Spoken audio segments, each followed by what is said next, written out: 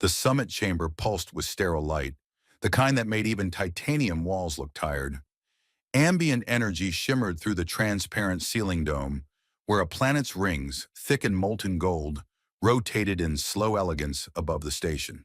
A silence, the kind that only followed interspecies legalese, hung heavy in the room. The delegations had gathered.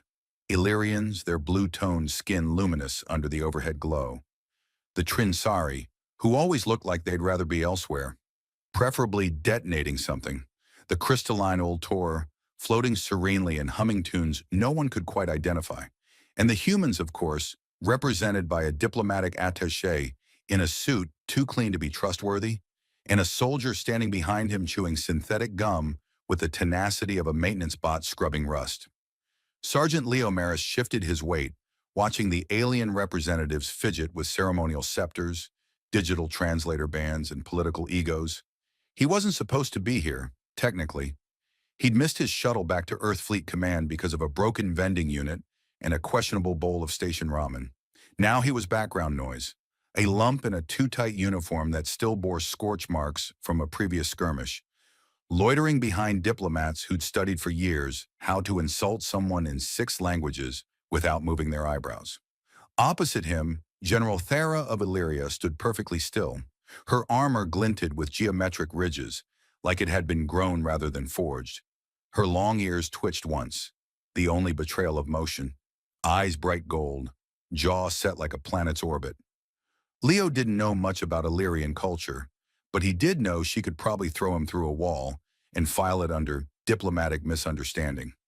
A small sound interrupted the stillness, soft at first like a pressurized valve leaking, then louder, wavering, organic. The Illyrian baby strapped to General Thera's side, barely visible under a wrap of silken fabric and hardened plating, began to cry. It wasn't a normal cry. It vibrated. It resonated. The Trinsari diplomat clutched his earports. The Yiltor glowed violet in discomfort. One of the human aides backed into a hover table and knocked over a bowl of nutrient cubes. Thera remained motionless, except for a tiny flick of her long ear. The cry grew louder. The translator drones buzzed in confusion, catching syllables that didn't exist in any dictionary. The baby let out another wail, this one pitched so high the station's lights dimmed for a second. A silence followed as if reality itself paused to catch its breath. Leo blinked. Then without thinking, or perhaps in a way only a man terminally undercaffeinated could, he stepped forward. "I'm good with babies," he said. It was not the sentence expected in a hall filled with delegates who could vaporize a tank by frowning too hard. Heads turned, ears twitched. One of the Wildtor let out a melodic sound that might have been shock or laughter. The human diplomat's mouth opened in slow horror. Thera stared at Leo like someone who had just been handed a loaf of bread in the middle of a gunfight. "Permission to assist," Leo added, already approaching the baby, who was now thrashing tiny limbs in righteous fury. "Denied," Thyra said. Leo ignored her, not out of disrespect, though she would assume so, but because he had spotted the problem. The baby's wrap had slipped, a thermal pad had detached, and Illyrians he'd heard were thermo-reactive in infancy. "Hey, little Starstorm," he murmured, easing the baby into his arms like he was defusing a proximity mine. "I got you. Warm and steady." The baby gurgled, then hiccuped, then let out a wet sigh and collapsed against his chest like an alien octopus that had decided maybe the universe wasn't so bad after all. Everyone stared. Leo looked up. "She's fine, bit warm, might need to burp, or a treaty renegotiation." The silence continued. A Trinsari aide dropped his ceremonial blade. It clattered loudly. General Thera stepped forward, slowly. The kind of slow that made Leo rethink every life choice since boot camp. "You touched my daughter," she said, voice low and measured. "She touched me first," Leo said. "Metaphorically. Also literally just now on my uniform. I think she spat up something that glows." "She is of Illyrian blood," Thera said. "And I'm O-negative. We're all weird inside." The baby let out a contented sigh. Her fingers curled around the edge of Leo's badge, tugging once with soft insistence. His grip softened, gaze flicking down as something small and tender twisted in his chest. "I've handled plasma cores hotter than this," he muttered. and none of them drooled. "Return her," Thyra said, though there was a pause, brief but real, between her words. Leo handed her over with exaggerated care, like passing a sacred artifact, which, given Illyrian views on progeny, wasn't too far off. "She's strong," he said. "You're lucky." Thera held the baby to her shoulder. The child nuzzled in, finally asleep. For the first time since the summit began, the room was utterly still. The silence was not tense now.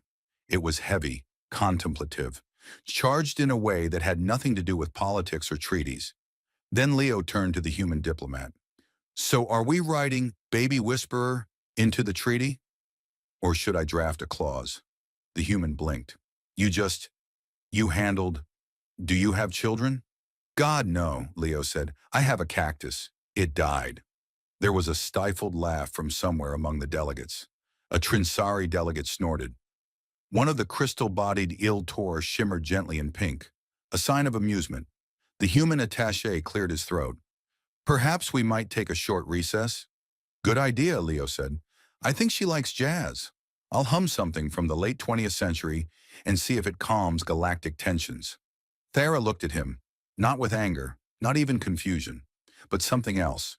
Curiosity, maybe, or disbelief. Her eyes lingered longer than necessary.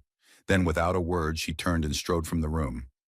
Leo stood alone, feeling oddly like he'd just diffused a warhead using only humor, baby wipes, and mild sarcasm. He patted the spot on his uniform where the baby had drooled. "Well," he muttered, "first contact, huh?" By the third cycle after the baby incident, Sergeant Leo Maris had become an unofficial tourist attraction. Delegates passed him in the corridor with widened eyes and whispered half-phrases like, "the human with the baby," or "the one who didn't die." He started timing how long it took people to glance at him and then pretend they weren't. The record was 2 seconds, held by a Trinsari war priest who, in fairness, had 3 eyelids and limited peripheral vision. Leo tried to resume his usual station duties, which consisted mostly of standing in places and pretending to know what was going on. But somehow, ever since he'd cradled a howling Illyrian infant into serenity, he found himself reassigned, politely and mysteriously, to temporary liaison duty. He suspected someone high up had the sense of humor of a drunken AI. He didn't mind. The food was better, and no one made him do inventory. That morning, as he was scraping the last of his breakfast ration, synthetic eggs with a consistency somewhere between sponge and regret, his comm badge chirped. It was the voice of Commander Naval, dry and clipped, like she was constantly chewing on disappointment. "You're being reassigned. Effective immediately." "Reassigned," Leo repeated, already regretting not pretending he'd lost the comm. "Yes, escort duty. You'll accompany General Thera on her investigative review of Tarsus 9's internal security records." "I see. And the part where I'm entirely unqualified for that role?" "Classified." "I thought you might say that. Also, bring a towel." "Should I be worried?" "Extremely." He found Thera waiting at docking bay 12. She stood alone, armor seamless, her long ears angled back like antennae tuned to a station he couldn't hear.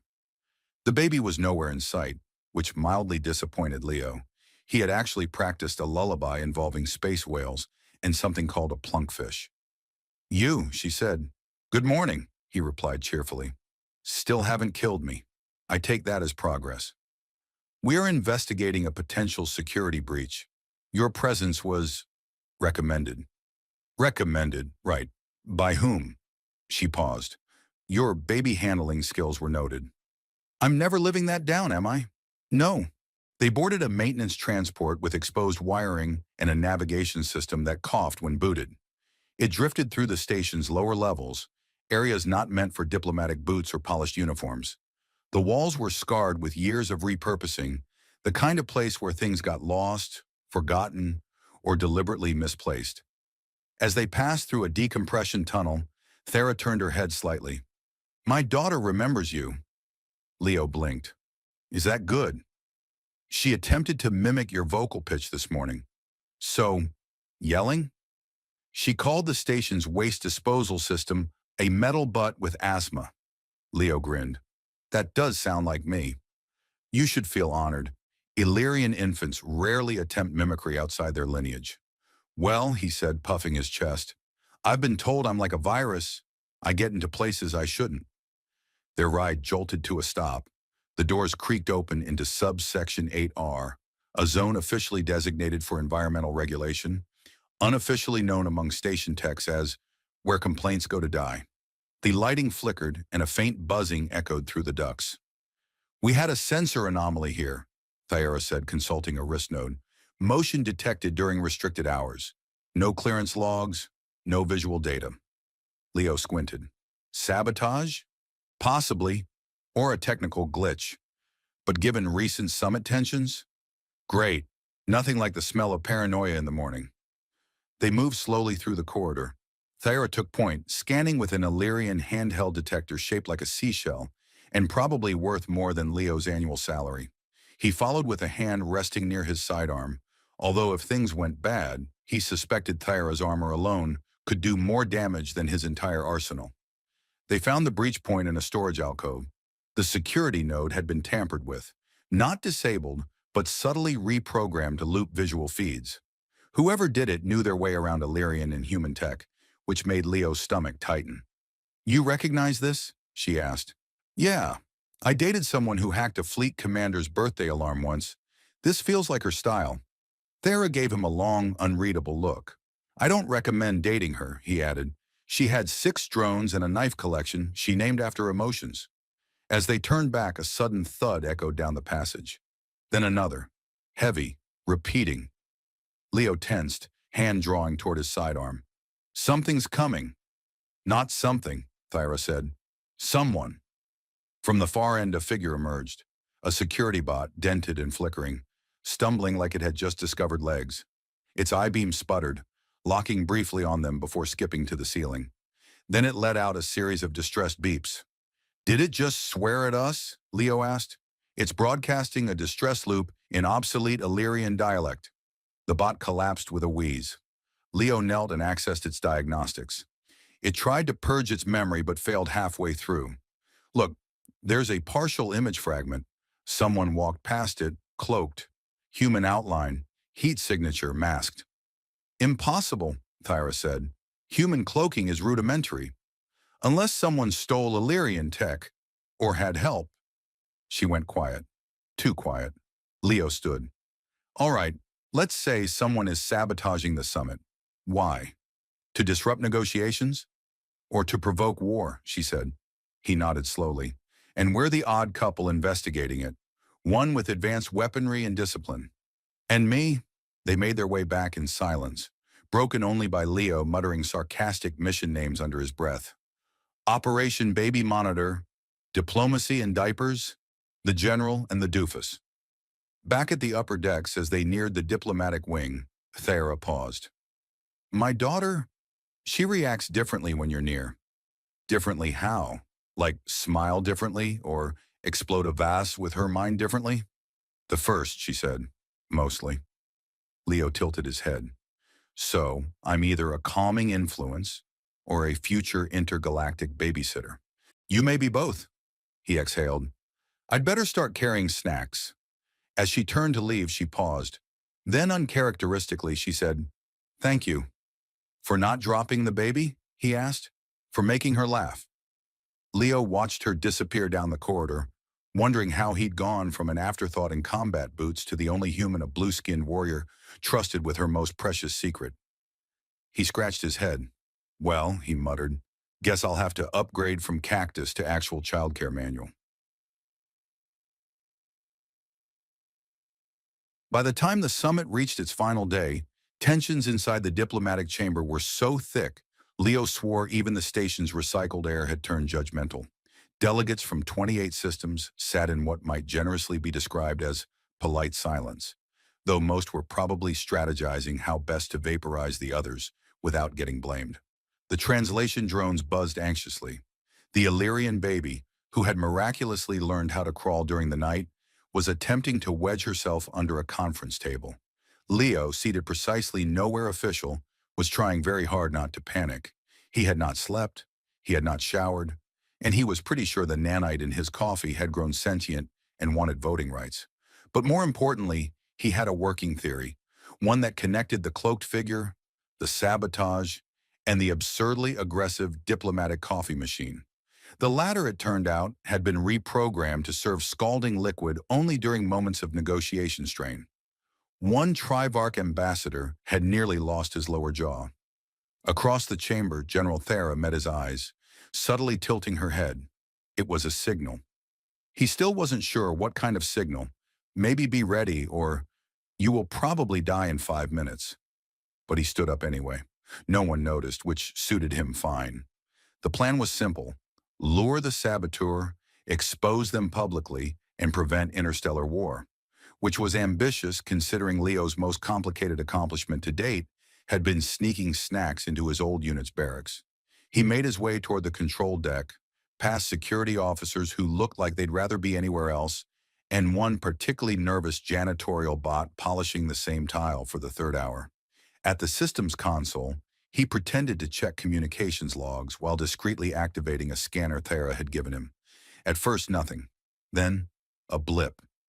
A faint energy signature moving beneath the floor panels. "Got you," he whispered, tapping his comm. "Thyra, movement near Central Conduit C. Looks like they're headed for the power junction. Intercept. I'm rerouting security. Copy. Please remember I'm still fragile and flammable." He sprinted down the corridor, nearly colliding with a delegation of Grunians who shouted something about soft-legged mammals before returning to their argument over orbital shrimp taxation. At Junction C, he dropped into a crawl space and came face to face with a shimmer in the air.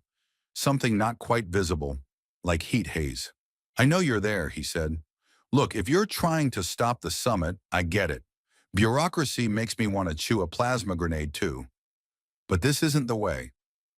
The shimmer shifted, and a figure emerged. Not fully human, not fully Illyrian. A hybrid, features blended like two dialects spoken at once. Eyes bright with anger, skin bearing the faintest violet hue. The cloaking field flickered and died. "You shouldn't be here," they hissed. "Yeah, people keep telling me that. They won't listen. They never do. All this talk of unity. It's a lie." Leo kept his voice level. "You think blowing up the summit's going to fix that? Make them listen harder? Because I promise you, it'll just give them another excuse to retreat behind guns and steel walls. They fear what they don't understand. I was born proof of that. And yet, you're here. You came anyway." The figure hesitated, and for one breath, Leo thought he might be reaching them. Then the bomb's primer flashed red in their hand. He lunged. The scuffle was fast, messy, and loud. Leo managed to grab the detonator, but the attacker landed a blow square to his ribs, knocking the air out of him.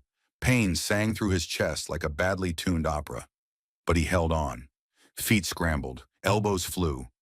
Then, as suddenly as it started, Thera appeared behind them, a stun lance raised. One quiet zap later, the attacker crumpled.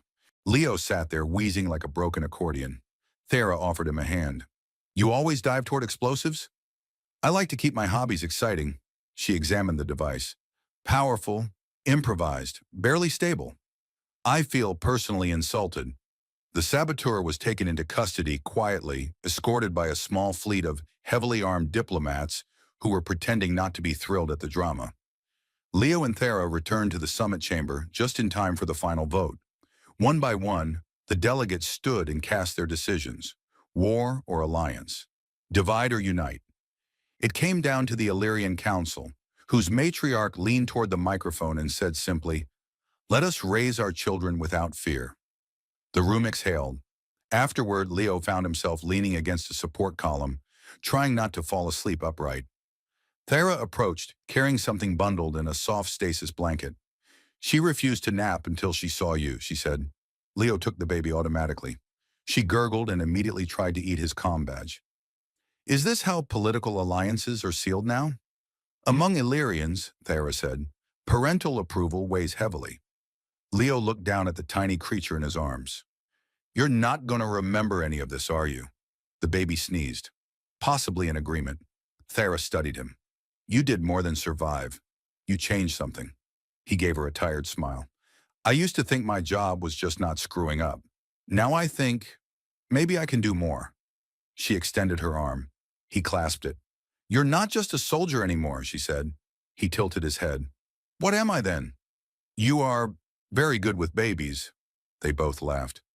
As the summit concluded and the delegates dispersed to their shuttles, a quiet shift seemed to settle over the station. Nothing overt, just a sense that something small and improbable had been accomplished. Leo watched the stars as they crawled slowly across the observation window. He'd faced war, sabotage, a baby with excellent lung capacity, and come out not just alive, but part of something larger than himself. He cradled the infant one last time, gently returning her to her mother. Take care of her, he said. We will, Thera replied. He turned to leave, then paused. Hey, he said, if she ever needs a babysitter, I still work cheap.